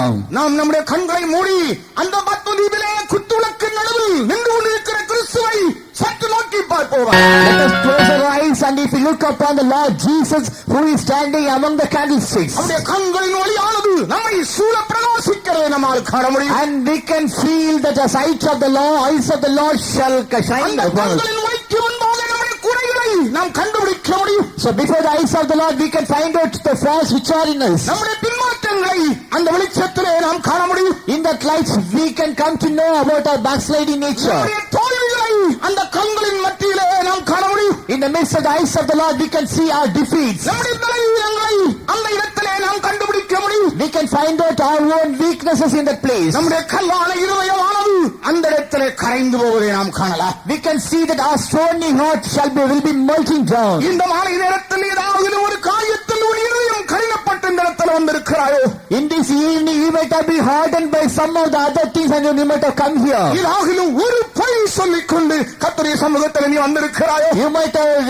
said any lie, and you might have come to the presence of God. ஏதாவது ஒரு ரகசிய பாவத்தோடு கூட இன்றைக்கு மாலை நேரத்தில் நீ இங்கே இருக்கிறாயோ, Have you come here after committing a very secret sin? என்னை யாரும் காணவில்லை என்று ஒருவேளை உள்ளத்தில் சொல்லிக் கொள்ளுகிறாயோ, Something you may be saying within yourself that nobody has seen me. இந்த நேரத்தில் உன்னை காண்கிற ஒரு கண் இங்கே உலாவிக் கொண்டிருக்கிறார். But in this time, the eyes of the Lord who can see you, it is moving in our midst. மறுபடியும் இந்த கண் என்ன செய்யக்கூடியதாக இருக்கிறது? On the other part, what these eyes can do, நம்மை பற்றி உத்தம இதயத்தோடு இருக்கிறது மேல் தம்முடைய வல்லமை விளங்கச் செய்யும்படியாக, and to show his mightiness about the person who shall follow him uprightly. அவருடைய கண்கள் பூமி எங்கும் உலாவிக் கொண்டிருக்கிறது. His eyes are moving throughout the world. ஒரு பகுதியிலே உன்னுடைய ஜீவத்தை உருக்கி உருவாக்கக்கூடியதாகவும், On one side, it shall melt down your life. மறுபகுதியிலே On the other side, நீ உண்மையாயிருப்பாயானால், if you be faithful, நீ உத்தமனாயிருப்பாயானால், if you are the upright person, உன்னுடைய வாழ்க்கையின் மூலமாக through your life, உன்னுடைய வாழ்க்கையிலே in your life, அவர் ஒரு அற்புதத்தை செய்ய வாஞ்சிக்கிறார். and he would like to do a miracle. தம்முடைய வல்லமையை அவர் வழங்கச் செய்ய வேண்டும் என்று விரும்புகிறார். He would like to manifest his mighty அது power in நாளைக்கல்ல, you. இன்றைக்கே. It is not tomorrow but today. அது அடுத்த நிமிடமல்ல, இப்பொழுதே. It is not the next minute but it is now. அது ஒருவேளை உன்னுடைய தீராத வியாதியாயிருக்கலாம். It may be a sickness, அது ஒருவேளை உன்னுடைய குடும்பத்தில் இருக்கிற or போராட்டமாயிருக்கலாம். something that struggles in your family, இல்லை, ஒருவேளை உன் வேலையில் இருக்கிற or பிரச்சனையாயிருக்கலாம். something it may be the problem in your work spot, இல்லை, ஒரு பெரிய சூரியத்தின் or வல்லமையாயிருக்கலாம். something you might be bound by the past of Medina. தேவனுடைய வல்லமை இங்கே உலாவுகிறார். Because the power of the Lord is moving in our இந்த midst. எல்லை எங்கும் தேவனுடைய வல்லமை செய்வாடிக் கொண்டிருக்கிறது. Through this border, the mighty power of the Lord is moving in our தேவனுடைய midst. ஜனத்துக்கு விரோதமான எல்லா தீய சக்திகளுக்கு விரோதமாக Against the powers of the children of God. கர்த்தருடைய வல்லமை இங்கே செய்வாடுகிற நோய்கள். And the power of God is moving in this midst. ஒரு நிமிஷம் உங்களுடைய கண்களை முடுங்கள். Let us close our eyes for 1 minute. நம்முடைய கூட்டம் முடியவில்லை, We have not finished our meeting. ஆனால் அதே நேரத்தில் இப்பொழுது கர்த்தருடைய வல்லமை விளங்க But வேண்டும். at the same time, the power of God should be manifested through us. தேவனுடைய வல்லமை இங்கே விளங்க வேண்டும். The power of God should be manifested here. விசுவாசத்துக்காக உத்தமத்தோடு நிற்கிறாயோ? Are you standing for the faith with the upright heart? பரிசுத்தத்துக்காக உத்தமத்தோடு நிற்கிறாயோ? Are you standing for the sake of holiness? சத்தியத்துக்காக உத்தமத்தோடு நிற்கிறாயோ? Are you standing for the truth with uprightness? தேவனுடைய ஊழியத்திற்காக உத்தமத்தோடு நிற்கிறாயோ? For the service of God, do you have the uprightness? நீ அறிந்திருக்கிற அந்த சத்தியத்தை நிமித்தம் நீ உண்மையாயிருக்கிறாயோ? For the known doctrine, are you sure? கர்த்தருடைய கண்கள் அநேக நாட்களாய் உன்னை கவனித்துக் The கொண்டிருக்கிறார். eyes of the Lord are looking upon you for many days. அநேக நாட்களாய் கர்த்தருடைய கண்கள் உன்னை உற்று நோக்கிக் For கொண்டிருக்கிறார். many days, the eyes of the Lord are set upon you. அவர் சொல்லுகிறார், இன்றைக்கு நான் என்னுடைய வல்லமை உன்னை உணர பண்ண போகிறேன். He said that now I shall reveal my power in you. இன்றைக்கு உன்னுடைய குடும்பத்திலே என்னுடைய வல்லமை விளங்கச் செய்ய போகிறேன். Today in your family, I shall manifest my power. இன்றைக்கு உன்னுடைய சத்துருக்கள் நடுவிலே நான் என்னுடைய வல்லமை விளங்கச் செய்ய போகிறேன். Today among your enemies, I shall manifest my own power. இன்றைக்கு உனக்கு விரோதமாக இருக்கிற எல்லா வல்லமையும் சலனிக்க போகிறேன். Today all the powers which are against you will be scattered. என்னுடைய கண்கள் உன்மேல் பிரகாசிக்கிறது. My eyes shall be shining upon you. உன்னை சூழ்ந்து இருக்கிற எல்லா தீய வல்லமைகளும் உன்னை விட்டு ஓடுகின்றன. All the evil powers which are all compassing you, it is running out. உன்னை சூழ்ந்து இருக்கிற எல்லா எதிர்ப்புகளும் உன்னை விட்டு ஓடுகின்றன. All the enmities which are surrounded you, now it is fleeing away. கர்த்தருடைய கண்களின் ஒளி உன்னை சூழ்ந்து வருகின்றன. The shining powers of the eyes of the Lord, it is surrounding you now. அவருடைய கண்கள் அக்கினி ஜுவாலையை போல் பிரகாசிக்கிறது. His eyes are shining as a fire, flaming fire. எல்லா கர்த்தருடைய பிள்ளைகளும் கரங்களை உயர்த்தி அவரை மகிமைப்படுத்துங்கள். Let's all give glory unto the Lord. Hallelujah. Hallelujah. Dabalaka shadudi bikada balaka tudi bikada mom tadai dabalaka tudi. Oh. வல்லமை வல்லமை வல்லமை வல்லமை வல்லமை வல்லமை தேவனுடைய வல்லமை தேவனுடைய வல்லமை ஓடிவிக்க சமனகதுராயிடவானா கருமதிக்க துடிவிக்க தவலகதுடிவிக்க ஓ உந்தன் பலத்திலே தேவாய் எழுந்தருளும் உந்தை மகத்துவத்தின் மேன்மையோடு உந்தை பலத்திலே தேவாய் எழுந்தருளும் உயர் பலத்தினாய் உந்தை பலத்திலே தேவாய் எழுந்தருளும் உந்தை மகத்துவத்தின் மேன்மையோடு உந்தை பலத்திலே தேவாய் எழுந்தருளும் உயர் பலத்தினாய்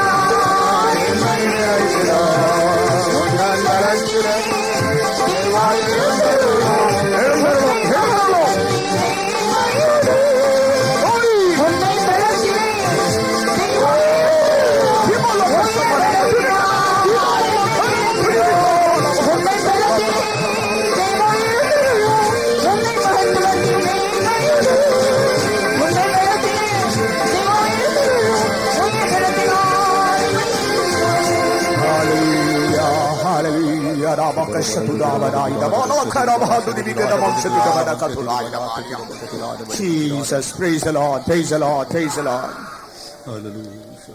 அடுத்தபடியாக நாம் படிக்கும் பொழுது Next we will read 15ஆம் வசனத்தில் வர நேரத்தில் இந்த ஒரு விஷயத்தை கூட சொல்லிவிட்டு இன்றைக்கு வார்த்தைகளை நான் in the முடிக்கிறேன். 15th verse. We will read this and let us close our meeting. அவருடைய பாவங்கள் உலைக்களத்தில் காய்ந்த பிரகாசமான வெண்கலம் போல் இருந்தது. And his feet like unto fine brass, as if they burned in a furnace. அவருடைய பாதங்கள் உலைக்களத்தில் காய்ந்த பிரகாசமான வெண்கலம் போல் இருந்தது. His feet were like unto fine brass, as if they burned in a furnace. பிரியமானவர்களே, Beloved people, யோவான் தரிசனத்திலே அந்த குத்துவிளக்கு நடுவில் இருக்கிற கிறிஸ்துவை பார்க்கும் நேரத்தில் அவருடைய பாதங்களை பார்த்தால் அது உலைக்களத்துல அப்படி பழுக்க வச்சு காஞ்சி ஜொலிக்கிற பிரகாசமாய் காண்கிறான். John in his vision he saw Jesus Christ among the candlestick, but his feet were like unto the fine brass, as if it is burned in a furnace. இதுல இருந்து நாம் என்ன விளங்கிக் From கொள்ளலாம்? this what do we understand? நிச்சயமாகவே அவருடைய பாதங்கள் ஒரு உலைக்களத்துக்கு போயிருக்க வேண்டுமே. Surely his feet might have gone to a furnace. அவர் எந்த உலைக்களத்துக்கு போனார்? எந்த உலைக்களத்திலே இந்த பாதங்கள் ஜொலித்தது? To which furnace that he went, and in which furnace his feet were turned as a fine shining brass. அந்த பயங்கரமான அக்கினியிலே பிரகாசித்ததே அந்த அக்கினிதான் என்ன? What is the இந்த பாதங்கள் ஜொலித்தது. To which furnace that he went, and in which furnace his feet were turned as a fine shining brass.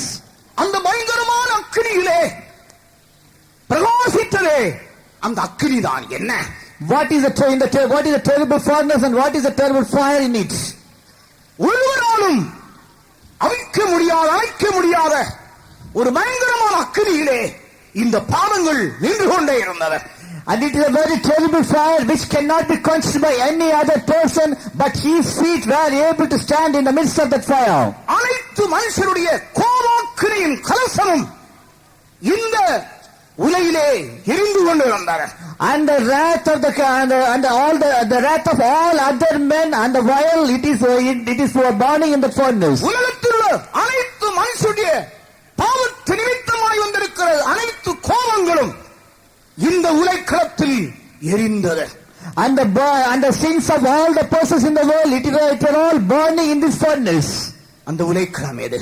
What is that furnace? அதுவே சிலுவையின் மரணம். That is the death of Jesus on the cross. அதுவே கல்வாரியின் மரணம். That is the death of the Jesus on Calvary. கர்த்தருக்கு ஸ்தோத்திரம். Praise be to the name of God. அந்த இடத்திலே இந்த பாதங்கள் எப்படி இருக்கின்றன? At that place, how these feet were. இந்த பாதங்களோ வெண்கலம் போல ஜொலிக்கிறது. These feet were like unto the fine brass, and it was shining. இந்த வெண்கலத்தினுடைய விசேஷம் தான் என்ன? What is the speciality of this brass? நீங்கள் யாத்திராகமத்தில் படிக்கும் பொழுது அதாவது மோசையிடத்திலே ஆண்டவர் வாசம் பண்ணும்படியான வாசஸ்தலத்தை உண்டாக்க சொன்ன நேரத்திலே In the book of Exodus, while the Lord God asked Moses to make a tabernacle in which the Lord can dwell, அங்கே பலிபீடத்தினால் அதாவது வெண்கலத்தினாலே சித்தி மரத்தினாலே ஒரு பலிபீடத்தை செய்ய சொல்லிவிட்டு அதை வெண்கலத்தினாலே மூடும்படி கர்த்தர் சொன்னார். there the Lord God had commanded Moses to make an altar with the shittim wood, and it should be covered with a fine brass. யாத்திராகமம் 27 அதிகாரத்தினுடைய முதல் 2 வசனம் 1-2 வசனங்களை படிக்கும் பொழுது Exodus 27 chapter, the first 2 verses. அங்கே அந்த பலிபீடத்தை உண்டாக்க சொல்லுகிறதை பற்றி நாம் பார்க்கிறோம். There we read that he was giving the commandment about the altar to be made. அதை சித்தி மரத்தினாலே செய்து வெண்கலத்தினால் அதை மூட வேண்டும். He should make an altar of shittim wood, and it should be covered with a fine brass. சாயங்காலம் முதற்கொண்டு விடியற்காலம் வரையிலும் இந்த பலிபீடத்திலே அக்கினி எரிந்து கொண்டே இருக்க வேண்டும். From the evening till the morning, that a fire should be burning upon this altar. இந்த அக்கினி எரியும் இரவும் பகலும் இந்த அக்கினி எரிந்தாலும் உள்ளே இருக்கிற இந்த மரமானது ஒன்று போகிறதில்லை. Even though the fire may be upon the altar from the day and in the night, but this shittim wood will not be spoiled. பொதுவாக நாம் எல்லோரும் விசுவாசிகள் ஊழியர்கள் அறிந்திருக்கிறோம், இந்த வெண்கலமானது தேவ கிருபையை வெளிப்படுத்துகிறது. We the believers and the servants of God know very well that this brass signifies the grace of God. உலைக்களத்திலே இந்த பாதங்கள் வெண்கலம் போல் காணப்படுகின்றன. And this feet were like unto fine brass in the furnace. அந்த அர்த்தம் என்ன? What is the significance of this? அவருடைய மரணத்தில் வெளிப்பட்ட தேவ கிருபை. And the grace of God which was manifested through the death of Jesus. கர்த்தருக்கு ஸ்தோத்திரம். Praise be to the name of God. வாழ்க்கையினுடைய பல பகுதியிலே கிருபை வெளிப்படுகிறது. And it will be revealed in many other ways. ஆனால் எல்லா சந்தர்ப்பங்களிலும் வெளிப்படுகிற கிருபையை பார்க்கிறோம் மரணத்தில் உள்ள கிருபை தான் பெரியது. In our life, in many other ways, the grace of God will be revealed, but it will be very great at the time of death. சாகருக்கு தான் விசேஷித்த கிருபை வேண்டும்.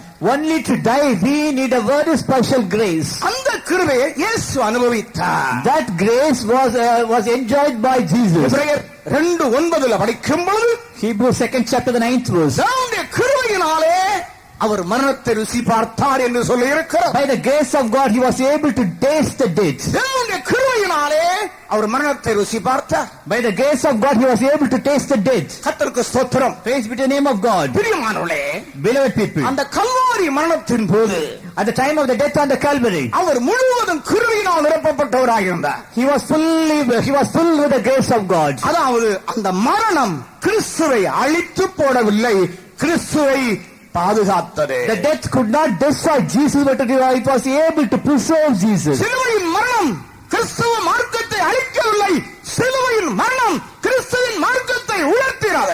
The death of Jesus hath not destroyed the religion of Christianity, but in effect it hath raised the life of Christianity. கிறிஸ்துவின் மரணம் கிறிஸ்துவின் மார்க்கத்தை கீழே தள்ளவில்லை, கிறிஸ்துவின் மரணமோ மார்க்கத்தை எடுத்து நிறுத்தினார். The death of Jesus Christ hath not destroyed or it hath not put down the life of Christianity, but it hath raised up. ஆகவே தான் அவருடைய மரணம் ஜெயமாய் முடிந்தது. So his death was a great victory. கர்த்தருக்கு ஸ்தோத்திரம். Praise be to the name of God. கிறிஸ்துவின் மரணம் தோல்வி அல்ல, கிறிஸ்துவின் மரணம் ஜெயமாய் இருக்கிறார். The death of Jesus is not a defeat, but it is a great victory. அவருடைய மரணத்திலே பாவத்தின் கூர் என்கிறதான அந்த முள் பிடுங்கி எடுக்கப்பட்டது. In his death, the sting of the death was removed, or it was plucked away. அங்கே முழுவதும் கிருபை வெளிப்படுகிறது நாம் பார்க்கிறோம். There completely the grace was revealed. நமக்கும் கூட கிருபை வேண்டும். Even we need the grace. உங்களுக்கு கிருபை ரொம்ப விரும்புறவங்க அல்லேலூயா சொல்லுங்க. Those who need the grace, let us say hallelujah. கர்த்தருக்கு ஸ்தோத்திரம். Praise be to the name of God. எங்கெல்லாம் கிருபை வேணும்? Where all you need the grace? முதல்ல மூளையில வேணும். First of all in the mind. இரண்டாவது ஹார்ட்ல வேணும். Second in the heart. மூணாவது பாடியில வேணும். Thirdly in the body. கர்த்தருக்கு ஸ்தோத்திரம். Praise be to the name of God. எபேசியர் 1:8 படிக்கும் பொழுது Ephesians 1st chapter, the 8th verse. அங்கே மைண்ட்ல மூளையில வருகிற கிருபையை பற்றி சொல்ல இருக்கிறார். There we read about the grace of God which is in our mind. படிங்க. அந்த கிருபையை அவர் சகல ஞானத்தோடும் புத்தியோடும் எங்களிடத்தில் பெருக பண்ணினார். அந்த கிருபையை சகல ஞானத்தோடும் புத்தியோடும் எங்களிடத்திலே பெருக பண்ணினார். Wherein he hath abounded towards us that grace in all wisdom and prudence. ஞானம் புத்திங்கிறது எங்க இருக்கு? இருதயத்திலே இருக்கிறதா, மூளையில இருக்கிறதா? The wisdom and prudence, where it is, whether it is in the heart or in the mind. அது மனதோடு சம்பந்தப்பட்டது. And it is compared with the mind. பவுலிடத்திலே கிருபை பெருகின பொழுது While wisdom was abounding in Paul, முதல்ல கிருபை எங்கே வந்தது? First of all, from where he reached the grace? மனதுல வந்தது. It was in the mind. ஏனென்றால் Why? முதலாவது மனிதனுக்கு பாதிக்கப்பட்ட இடம் எங்கே? Where the man was spoiled. அவனுடைய மனதுதான் பாதிக்க. First of all, his mind was corrupted. சிந்தனையை சாத்தான் ஏதேனிலே கெடுத்தான். And Satan was able to corrupt the mind of man. தன்னுடைய தந்திரத்தினாலே சாத்தான் மனிதனுடைய மனதை கெடுத்தான். By his cunning nature, Satan corrupted the mind of man. ஆனால் சுவிசேஷத்தின் வெளிச்சம் மனிதனுக்குள்ள பிரகாசிக்கும் பொழுது, But the light of the gospel, while it is shining in the man, ஞானத்தோடு தேவ கிருபை வருகிறது. with the wisdom, the grace of God shall come upon us. அப்பொழுது அவன் வசனத்தை சத்தியத்தை புரிந்து கொள்கிறான். So at that time he will be able to understand the truth. ஆண்டவருக்கு ஸ்தோத்திரம். Praise be to the Lord. எல்லாம் சொல்லுகிறார்கள், Few people do say, ஒன்னும் புரிய மாட்டேங்குதுங்க. we are not able to understand. வேதத்தை படிச்சு பார்க்கிறோம். We too read the அவன் Bible. இவனை பத்த, அவனை பத்த, இவனை பத்த, யாக்கோவை பத்த, ஏசாவை பத்த, பெற்றான் சொல்லிருக்கு. ஒன்னும் புரிய He had மாட்டேங்குது. begotten Isaiah and he had begotten Jacob. It is written in this way, but I am not able to understand it. கர்த்தருக்கு ஸ்தோத்திரம். Praise be to the name of சிலர் God. வேதத்தை படிச்சு கொஞ்சம் படித்து விட்டு தூரே போட்டு விடுகிறார்கள். Few people do read the word of God, as they are not able to understand it, they used to throw it away. வேதாகம கல்லூரிக்கு போய் பட்டம் வாங்கி கொண்டு வருகிறார்கள். Even they to the grave, they are going to the Bible college and they receive the degrees there. கர்த்தருக்கு ஸ்தோத்திரம். Praise be to the name of ஆனால் God. மனம் திரும்புதல் என்ன என்று தெரியவில்லை. But they do not know what is repentance. சமீபத்திலே ஒரு வாலிபன் இறந்து போனான். And in the near one young boy he died, அவன் மிலிட்டரியில ஒரு பெரிய பதவி வகித்துக் கொண்டிருந்தான். and he was in the very high rank in the military. அவன் தீவிரவாதிகளாலே பேப்பர்ல எல்லாம் செய்தி வந்தது. திருச்சியில் நடந்த சம்பவம். நம்முடைய விசுவாசி தம்பி. And he was a believer and he was in Trichy and he was shot down by the militants. கர்த்தருக்கு ஸ்தோத்திரம். Praise be to the name of the Lord. ஆனால் அவனுடைய விசேஷம் என்னவென்றால், But what is his speciality? அவன் மிகவும் தேவனோடு நடந்தவன். And he was walking with God. கர்த்தருக்கு ஸ்தோத்திரம். Praise be to God. இரவெல்லாம் ஜெபிக்கக்கூடிய ஒருவன். Throughout the night he used to pray. அவன் நன்றாக ஜெபத்திலே தன்னுடைய ஜீவனை ஊற்றக்கூடியவனாயிருந்தான். And he was able to pour his life in prayer. அவனுடைய மரணத்திற்கு And உறவினர்ல ஒரு பாதிரியார் வந்திருந்தார். And for his death, one of his priests who was his relative, he came. அவர் ஒரு பெரிய பட்டம் படித்தவர். And he got degrees from the நாங்கள் colleges. நின்று கொண்டிருக்கிறோம். நாங்கள் ஆராதனை முடித்த உடனே மிலிட்டரிக்காரங்களும் நூற்றுக்கணக்கான இருக்கிறார்கள். And the service was going on and the service was ended and the military persons were standing there. ராஜமரியாதை செலுத்திக் கொண்டிருக்கிறார்கள். And they were giving, they were worshipping, they were giving. நடுவில் இவரும் உள்ள நுழைஞ்சு விட்டார். While they were giving the respect, he also came into the meeting. கர்த்தருக்கு ஸ்தோத்திரம். Praise be to the name of God. பாக்கெட்ல இருந்து சின்ன பாட்டில் எடுத்தார். And he took a small bottle from the இப்படி லேசா தெளிக்கிறார். he poured it upon that body. கர்த்தருக்கு ஸ்தோத்திரம். And praise be to God. வந்து கேட்டான், விசாரிச்சு கேட்டான், என்ன தெளிக்கிறார் அவரு? And I asked, what is he sprinkling over the body? அது கடைசியில, அதாவது சொர்க்கத்துக்கு போறதுக்காக தீட்டு கழிக்கிறதாம். And it is the defiling water so that he can enter into heaven, he says. நான் நினைச்சேன் அங்க வந்திருந்து கொண்டு இந்த ஆத்மா சாந்தி அடைகிறதுக்காக பிரார்த்தனை செய்கிறார். I thought that he was standing there so that this soul can rest in peace. அங்க வந்தவங்க எல்லாம் இந்த ஆத்மா சாந்தி அடைகிறதுக்காக பிரார்த்தனை செய்து கொண்டிருக்கிறாங்க. And those who have come there, they were praying that the soul should rest in peace. நான் தூதும் மூலமாய் சொன்னேன், அவருக்கு அவருடைய சாந்திக்காக இப்பொழுது யாரும் பிரார்த்தனை செய்ய வேண்டாம், அவர் சாந்தியோடு போய் சேர்ந்திருக்கிறார். உங்களுடைய சாந்திக்காகத்தான் வேண்டுதல் செய்யுங்கள் என்று சொன்னேன். In the sermon, I preached them that you need not pray for the rest in his soul, but he hath entered into the rest. But you please pray for your soul to rest in peace. ஒரு குடிகாரன் செத்து போனா, if a drunkard person dies in the world, ஒரு பாதிரியார் வந்தார், there a priest came, பாட்டை பாடினார், and he sang a song, வாய் விட்டு வெளிப்படுத்தின விஷயம் 14ஆம் அதிகாரத்தை படிக்கிறார். and he read the book of Revelation, the 14th chapter. பின்பு நான் பார்த்தபோது சீயோன் மலையின் ஆட்டுக்குட்டியானவரையும் அவரோடு கூட பிதாவின் நாமம் தங்கள் நெற்றியில் எழுதப்பட்ட 144,000 பேரையும் நிற்க கண்டேன். And I stood I saw the Mount Zion, and with him I saw the 444,000 persons whose father's name were written over them. வாசித்து விட்டு இவரை சீயோன் மலையில சேர்த்துக் கொண்டதுக்காய் சோத்திரன்னு சொல்றாரு பாதிரியாரே. After reading the first verse, the priest said that he had gone to Zion. முழு குடிகாரன். And he was a drunkard. இவங்க பட்டம் படிப்பு என்ன என்று எனக்கு புரிய மாட்டேங்குது. I do not know what is the use of earning the degrees. என்னன்னு தெரியவில்லை, புதிய எருசலேம் என்ன என்று தெரியவில்லை. They do not know what is Zion and New Jerusalem. அது காரணம் என்னவென்று கேட்டா, படிச்சிருக்கிறாங்க, ஆனா விஷயம் புரிஞ்சு கொள்ள அளவுக்கு கிருபை சிந்தையிலே மூளையிலே வரவில்லை. The reason is that they have also read many things, but they do not have the grace of God to understand it. உனக்கு அறிவு இருக்கிறது, ஆனால் அறிவிலே கிருபை இல்லை. You have a mind, but you do not have the grace of God to understand it in your mind. அறிவோடு அந்த அறிவு மண்டலத்திலே கிருபையும் வந்தால் புரிந்து கொள்ளலாம். With the same mind, if you do receive the grace of God, you can understand it. கர்த்தருக்கு ஸ்தோத்திரம். Praise be to the name of God. இரண்டாவது கிருபை எங்க வர வேண்டும்? Secondly, where the grace should come. முதலாம் தீமோத்தேயு முதலாம் அதிகாரம் 14ஆம் வசனத்தை படிக்கும் பொழுது 1 Timothy 1st chapter 16th verse. அங்க என்ன சொல்லப்பட்டிருக்கிறது? What is written there? நம்முடைய கர்த்தரின் கிருபை By the grace of God, விசுவாசத்தோடும் அன்போடும் எனக்குள்ளே சம்பூர்ணமாய் பெருகி வந்தது. and with the faith and love, it is abundant in me. விசுவாசத்தோடு அன்போடும் வந்தது என்று சொல்லுகிறார். The grace of the Lord was exceeding abundant with faith. விசுவாசம் அன்பு எங்க இருக்கிறது? From where can we have the faith and love? விசுவாசம் அன்பு இருதயத்தில் இருக்கிறது. Faith and love, it is in our அது heart, ஆத்துமாவின் அனுபவமாய் இருக்கிறது. and it is our experience in the soul. கர்த்தருக்கு ஸ்தோத்திரம். Praise be to God. விசுவாசத்தோடு அன்போடும் கிருபையும் கூட வருகிற நேரத்தில் With the faith and love, if we receive the grace of God, நம்முடைய இருதயம் விசாலமாய் மாறுகிறது. we will be having a very broad heart. தாங்கக்கூடிய இருதயமாக, We'll be able to bear. சுமக்கக்கூடிய We இருதயமாக, will be able to carry. சகிக்கக்கூடிய இருதயமாக We will be able to bear it. நம்முடைய இருதயத்திலே கிருபை பெருகிறது. And grace shall abound in our heart. மூன்றாவது கிருபை எங்க வர வேண்டும்? Thirdly, from where we should have the grace. 12ஆம் அதிகாரம் 9-10 வசனங்களை படிக்கும்போது 2 Corinthians 12th chapter the 9th and 10th verses. பவுலத்திலே ஆண்டவர் சொல்லுகிறார், To St. Paul, the என் கிருபை உனக்கு போதும். my grace is sufficient to thee. அந்த கிருபை எங்கே வருகிற கிருபை? From where can we have the grace? சரீரத்தில் பலவீனமாய் இருந்த பொழுது And while he was weak in his body, சரீரத்தில் வருகிற கிருபை, the grace which shall come in our body. இதுதான் கிருபையின் மேல் கிருபை. This is the grace upon grace. மனதிலே கிருபை, And grace in mind, இருதயத்தில் கிருபை, grace in heart, சரீரத்தில் கிருபை. grace in the body. இதோ குத்துவிளக்கின் நடுவிலே Behold, among the candlesticks, நிலவங்கி தரித்தவராய், with a garment down to the foot, அருகே பொற்கச்சை கட்டினவராய், with a girdle about the path of a golden girdle. அவருடைய பாதங்கள் உலைக்களத்தில் காய்ந்த பிரகாசமான வெண்கலம் போல், His feet like unto fine brass, as if they burned in a furnace. அக்கினியிலே பிரகாசிக்கிற வெண்கலம், And the brass which is shining in the furnace. பாடுகளிலே அவிந்து போகாத தேவ கிருபை. And to be not to be immersed in the sufferings, it is the grace of God. அந்த கிருபையை தேவன் தம்முடைய ஜனத்துக்கு தந்து கொண்டே இருக்கிறார். That grace of God, the Lord is giving it to the people. இந்த நேரத்தில் அந்த கிருபைக்கு நம்ம ஒப்புக் கொடுப்போமா?